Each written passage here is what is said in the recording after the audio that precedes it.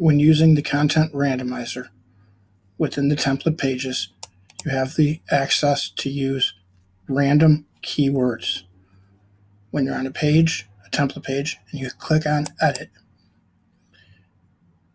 depending on what you put in your settings panel, you will see user keywords and service keywords, which are what I've put in my panel. When you open them up, when you open them up, you have your keywords here are singular. Anywhere you use this shortcode in the content, it'll scroll through these keywords. Anywhere you use the plural shortcode, it will scroll through these keywords. Service keywords. Anywhere you put in this shortcode or this shortcode, the singular or plural version of these words will spin in the content. An example of what that looks like is right here.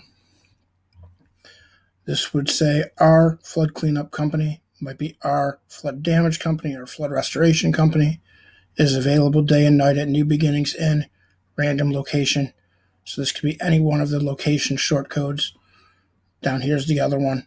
And this is service. So this would be our flood cleanup service, flood restoration service, flood damage service.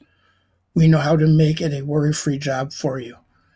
Because I use the last word is always the same, it makes it a lot easier when you're using that shortcode, so you know it will always match up in whatever sentence it appears in.